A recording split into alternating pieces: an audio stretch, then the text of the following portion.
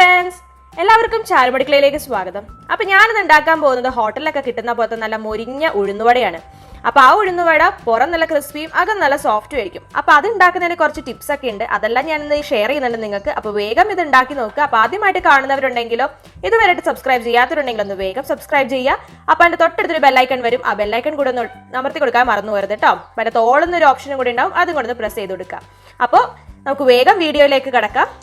അപ്പോൾ ഏറ്റവും നല്ല ഉഴുന്നുവട എന്ന് പറയുന്നത് വളരെ കനം കുറവായിരിക്കും അല്ലേ. അപ്പോൾ ആ ഉഴുന്നുവടയ്ക്ക് നമ്മൾ ആദ്യം തുടങ്ങേണ്ടത് തന്നെ നന്നായിട്ടുള്ള ഉഴുന്നെടുക്കുക എന്നുള്ളതാണ്. അപ്പോൾ നല്ല ക്വാളിറ്റിയുള്ള ഉഴുന്ന് നോക്കി എടുക്കുക. അതുപോലെ തന്നെ നമ്മൾ ഉഴുന്ന് കഴുകുമ്പോഴത്തേക്കും ഒരു 5 പ്രാവശ്യമെങ്കിലും കഴുകാൻ പ്രത്യേകം ശ്രദ്ധിക്കണം. അപ്പോൾ 5 പ്രാവശ്യം കഴുകി കഴിയുമ്പോഴത്തേക്ക് ആ വെള്ളം എല്ലാം നന്നായിട്ട് തെളിഞ്ഞു വരും. ആ വെള്ളം നമ്മൾ മാറ്റിയിട്ട് ഒരു മണിക്കൂർ നേരം വെള്ളത്തിൽ ഇട്ട് വെക്കേണ്ടതുണ്ട്. അങ്ങനെ ഇട്ട് വെച്ച് കഴിഞ്ഞിട്ട് 1 മണിക്കൂർ നേരം അതെടുത്ത് ഫ്രിഡ്ജിലും കൂടെ വെച്ചിട്ട് നമ്മൾ തണുപ്പിച്ചെടുക്കണം. അപ്പോൾ നമ്മളിത് മിക്സിയിലാണ് അരയ്ക്കണത്. എപ്പോഴും ഗ്രൈൻഡറിൽ അരയ്ക്കണതാണ് എപ്പോഴും ഉഴുന്നുവടയ്ക്ക് നല്ലത്. അപ്പോൾ നമ്മൾ ഗ്രൈൻഡർ ഒന്നും ഇല്ലാത്തവർക്ക് നമ്മൾ മിക്സിയിൽ തന്നെയാണ് അരച്ചെടുക്കാൻ പോണത്. അപ്പോൾ മിക്സിയിൽ അരയ്ക്കാൻ വേണ്ടിയിട്ട് നമ്മൾ ഈ 1 മണിക്കൂർ ഫ്രിഡ്ജിൽ വെച്ചെടുത്ത ഉഴുന്നാണിത്. അതുപോലെ നമുക്ക് അതിൻ്റെ കൂടെ ആവശ്യമുള്ളത് ഒരു കഷ്ണം ഇഞ്ചിയും 2 പച്ചമുളകും കുറച്ച് കറിവേപ്പില എടുത്തിട്ടുണ്ട്. ഇത്രയും സാധനങ്ങളൂടെ നമ്മൾ ഇതിൻ്റെ കൂടെ അരയ്ക്കുന്നുണ്ട്. അപ്പോൾ ഇത് അരയ്ക്കാൻ നേരത്ത് കുറച്ച് ഭാഗങ്ങളായിട്ട് വേണം അരച്ചെടുക്കാൻ വേണ്ടിയിട്ട്. അപ്പോൾ ഞാനിന്ന് ഉഴുന്ന് 2 ഘട്ടമായിട്ടാണ് അരച്ചെടുക്കുന്നത്. ഞാൻ വലിയ ജാറിലായിട്ട് അരയ്ക്കാറ്. നിങ്ങൾക്ക് വേണമെങ്കിൽ ചെറിയ ജാർ വേണമെങ്കിൽ ഉപയോഗിക്കാം. ഈ വലിയ ജാറിൽ അരയ്ക്കുകയാണെങ്കിൽ നിങ്ങൾക്ക് പേടിയുണ്ടെന്നുണ്ടെങ്കിൽ 3 പ്രാവശ്യമായിട്ട് വേണമെങ്കിൽ അരച്ചെടുക്കാവുന്നതാണ്. ഇപ്പം ഞാൻ 2 പ്രാവശ്യമായിട്ടാണ് സാധാരണ അരയ്ക്കാറ്, കുഴപ്പമില്ലാണ്ട് അരിഞ്ഞ് വരാറുണ്ട്. അപ്പോൾ അതിനകത്തേക്ക് ഞാൻ നമ്മൾ എടുത്തു വെച്ചിരുന്നതിൻ്റെ പകുതി ഇഞ്ചിയും കറിവേപ്പിലയും പച്ചമുളകും ചേർത്ത് കൊടുക്കുന്നുണ്ട്. സാധാരണ ഉഴുന്നുവടയിൽ ഇഞ്ചിയും പച്ചമുളകൊന്നും അരയ്ക്കാറില്ല, പക്ഷേ എനിക്ക് ഇങ്ങനെ അരയ്ക്കുമ്പോഴാണ് കുറച്ചും കൂടെ നല്ല ടേസ്റ്റ് ആയിട്ട് തോന്നിയിട്ടുള്ളത്. അതുപോലെ ഇഞ്ചി എനിക്ക് കടിക്കുന്ന ഒത്തിരി ഇഷ്ടമില്ല. സാധാരണ ഇഞ്ചി അരിഞ്ഞിട്ട് ചെയ്യാറ്. അപ്പോൾ ഞാൻ ആവശ്യത്തിനുള്ള ഇഞ്ചി ഞാനിങ്ങനെ അരച്ചെടുക്കാറാണ് ചെയ്യാറ്. അപ്പോൾ ഇനി നമുക്കിത് അരച്ചെടുക്കാം. അരച്ചെടുക്കുന്ന സമയത്ത് ഒരു 2 ടേബിൾ സ്പൂൺ വെള്ളം കൂടി ഒഴിച്ചിട്ട് നമുക്ക് അരച്ചെടുക്കാവുന്നതാണ്. അപ്പോൾ കുറച്ചായിട്ട് വെള്ളം ഒഴിച്ചു കൊടുക്കുക. ഒത്തിരി വെള്ളം ഒഴിച്ചിട്ട് വെള്ളം കൂടി പോകാനായിട്ട് ഇടയാവരുത് കേട്ടോ. ഞാനിപ്പോൾ മാവ് അരച്ചെടുത്തിട്ടുണ്ട്. അപ്പോൾ ഞാൻ 2 പ്രാവശ്യമായിട്ടാണ് മാവ് അരയ്ക്കുന്നതെന്ന് പറഞ്ഞല്ലോ. അങ്ങനെ അരച്ചെടുത്തപ്പോൾ 4 ടേബിൾ സ്പൂണോളം വെള്ളം ഒഴിച്ചിട്ടുണ്ട്. ഒത്തിരി കൂടി പോകാതിരിക്കാൻ വേണ്ടി ശ്രദ്ധിക്കണം കേട്ടോ. അപ്പോൾ അരയ്ക്കാൻ നേരത്ത് കുറച്ചൊക്കെ അതിനകത്ത് ബാക്കി കടന്നു വെച്ച് കുഴപ്പമൊന്നുമില്ല. മാക്സിമം നിങ്ങൾ നന്നായിട്ട് തന്നെ അരയ്ക്കാൻ ശ്രമിക്കുക, ഇല്ലെങ്കിലും കുഴപ്പമില്ല. ഇനി നമുക്ക് ഇതിനകത്തേക്ക് കുറച്ച് സാധനങ്ങൾ ചേർത്ത് കൊടുക്കാനുണ്ട്. ഞാൻ ഇവിടെ ഇഞ്ചി ചെറുതായിട്ട് അരിഞ്ഞു വെച്ചിട്ടുണ്ട്. പിന്നെ 2 പച്ചമുളക് ഞാൻ അരിഞ്ഞു വെച്ചിട്ടുണ്ട്. അതുപോലെ തന്നെ നമുക്ക് വേണ്ടത് കുറച്ച് കായപ്പൊടിയാണ്. ഒരു 1/4 ടീസ്പൂണോളം കായപ്പൊടിയും പിന്നെ ആവശ്യത്തിന് ഉപ്പും. ഈ ഉപ്പ് നമ്മൾ ഒരിക്കലും അരയ്ക്കാൻ നേരത്തെ ഇട്ട് കൊടുക്കരുത്. നമ്മൾ ഉണ്ടാക്കുന്നതിന് തൊട്ട് മുമ്പ് മാത്രമേ ഇട്ട് കൊടുക്കാവുള്ളൂ കേട്ടോ ഉപ്പ്. അതുപോലെ തന്നെ നമുക്കിനി നന്നായിട്ട് അടിച്ച് പതപ്പിച്ചെടുക്കാനുണ്ട്.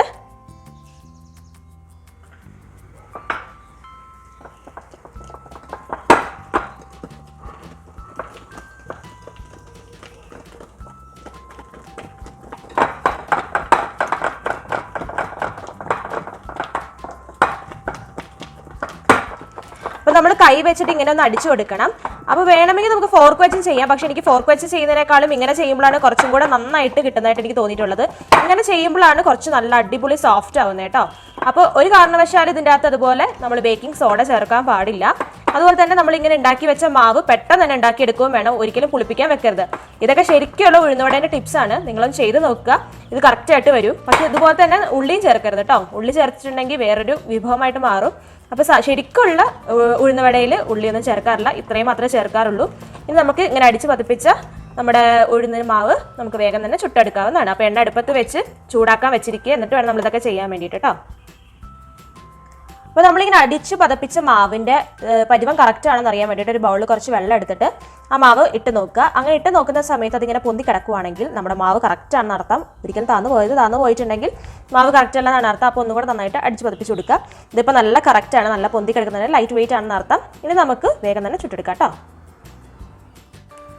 അപ്പോൾ നമുക്ക് ചുട്ടെടുക്കാൻ വേണ്ടിയിട്ട് ഞാൻ ഒരു പാത്രം അടുപ്പത്ത് വെച്ചിട്ട് നമ്മൾ മുങ്ങി കിടക്കാൻ പാകത്തിനുള്ള എണ്ണ ഒഴിക്കണം കേട്ടോ. എണ്ണ ഒഴിച്ചിട്ടുണ്ട്. നല്ല ചൂടായതിനു ശേഷം മാത്രമേ നമ്മൾ ഇതിൻ്റെ അകത്തേക്ക് നമ്മുടെ ഉഴുന്നുവടേനെ മാവിടാൻ പാടുള്ളൂ. അപ്പോൾ നമ്മൾ ആദ്യം ചെയ്യുന്നത് വെച്ചിട്ടുണ്ടെങ്കിൽ ഷേപ്പ് ആക്കാൻ വേണ്ടിയിട്ട് ഒരു പാത്രത്തിൽ കൈ മുക്കി കൈ ഒന്ന് നനച്ചതിന് ശേഷം നമ്മുടെ മാവിലേക്ക് കൈ മുക്കി ഒരു ബോളാക്കി എടുത്ത് കയ്യിൽ പരത്തിയെടുക്കണം.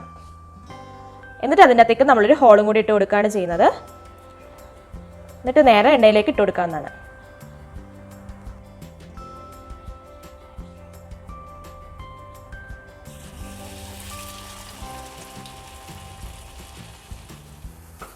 നല്ല തിളച്ച എണ്ണയിലേക്കായിരിക്കണം നമ്മൾ എപ്പോഴും ഇട്ട് കൊടുക്കേണ്ടത്. ഇട്ടുന്ന സമയത്ത് സിമ്മിലാക്കി വെക്കാൻ ശ്രദ്ധിക്കണം. അതിനുശേഷം വീണ്ടും തീ കൂട്ടിയിട്ട് ഹൈനും മീഡിയത്തിന് ഇടയ്ക്ക് വെച്ചിട്ട് വേണം ചെയ്യാൻ വേണ്ടിയിട്ട്. തീരെ സിമ്മാക്കരുത്. തീരെ സിമ്മാക്കി വല്ലാണ്ട് കട്ടി ആയിപ്പോൾ എണ്ണ കുടിച്ചു പോകും. ആ ഒരു ഹൈ ഫ്ലെയിമിൽ അല്ലാതെ തൊട്ട് താഴത്തിൽ വെച്ച് ചെയ്തിട്ടുണ്ടെങ്കിൽ എണ്ണ ഒട്ടും തന്നെ കുടിക്കില്ല. കറക്റ്റായിട്ട് പുറം നല്ല ക്രിസ്പിയും ഉള്ളിൽ നല്ല സോഫ്റ്റും ആയിട്ട് വരും. ഇങ്ങനെ ഇപ്പോൾ ഞാൻ ഇട്ട് വെച്ചിട്ടുണ്ട്. ഇനി നമുക്ക് ഒരു ഭാഗം ആയി കഴിയുമ്പോഴത്തേക്ക് മറിച്ചിട്ട് കൊടുക്കണം കേട്ടോ. ഒരു ഭാഗം നല്ല ബ്രൗൺ കളർ ആയപ്പോഴത്തേക്കും ഞാൻ മറിച്ചിടുന്നുണ്ട്. നല്ല നമ്മൾ കടയിൽ നിന്നൊക്കെ വാങ്ങിക്കുന്ന ബ്രൗൺ കളർ ആകുമ്പോഴാണ് നമ്മൾ ആയിന്ന് മനസ്സിലായി നമ്മൾ എടുക്കുന്നത്. അതുവരെ തിരിച്ചു മറിച്ചൊക്കെ ഇട്ട് കൊടുത്തിട്ട് നമുക്ക് വേവിച്ചെടുക്കാവുന്നതാണ് കേട്ടോ. നമ്മുടെ വട ഇപ്പൊ നന്നായിട്ട് മൊരിഞ്ഞു വന്നിട്ടുണ്ട്. ഇനി നമുക്ക് എടുക്കാം. നല്ല ബ്രൗൺ കളർ ആകുമ്പോഴാട്ടോ എടുക്കേണ്ടത്. അതാണ് എൻ്റെ പാകം എന്ന് പറയുന്നത്. ഇനി നമുക്കൊരു സ്ട്രെയിനറിലേക്ക് മാറ്റിയെടുക്കാം. ഇതിപ്പോ നിങ്ങൾക്ക് കണ്ടാൽ തന്നെ അറിയാം, ഇതിൻ്റെ അകത്ത് ഒട്ടും തന്നെ എണ്ണ കുടിച്ചിട്ടില്ല.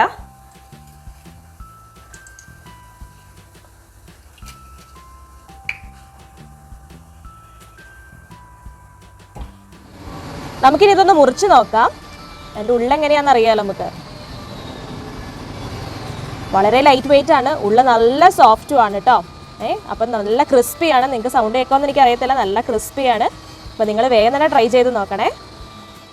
അങ്ങനെ നമ്മുടെ അടിപൊളിയായിട്ടുള്ള ഉഴുന്നുവട റെഡി ആയിട്ടുണ്ട്. ഒട്ടും എണ്ണ കുടിക്കാത്ത, എന്ന കടയിൽ കിട്ടുന്നതൊക്കെ അതേപോലത്തെ ലൈറ്റ് വെയിറ്റ് ആയിട്ടുള്ള ഉഴുന്നുവടയാണിത്. തീർച്ചയായിട്ടും ഞാൻ പറഞ്ഞ മാതിരി തന്നെ നിങ്ങൾ ഉണ്ടാക്കിയിട്ടുണ്ടെങ്കിൽ ആ സെയിം പോലത്തെ ഉഴുന്നുവട നിങ്ങൾക്ക് വീട്ടിൽ ഉണ്ടാക്കിയെടുക്കാവുന്നതേ ഉള്ളൂ. അപ്പോൾ നിങ്ങൾ തീർച്ചയായും ട്രൈ ചെയ്ത് നോക്കണം. നിങ്ങൾക്ക് ഈ വീഡിയോ ഇഷ്ടപ്പെട്ടിട്ടുണ്ടെങ്കിൽ വേഗം ഒന്ന് ലൈക്ക് ചെയ്യാൻ മറക്കരുത്. അതുപോലെ തന്നെ സബ്സ്ക്രൈബ് ചെയ്യാനും മറക്കരുത്. ഷെയറും ചെയ്യുക കേട്ടോ. അപ്പോൾ അടുത്ത ദിവസം ഞാൻ പുതിയൊരു ഡിഷുമായിട്ട് വരാം. അതുവരെ എല്ലാവർക്കും ബൈ ബൈ.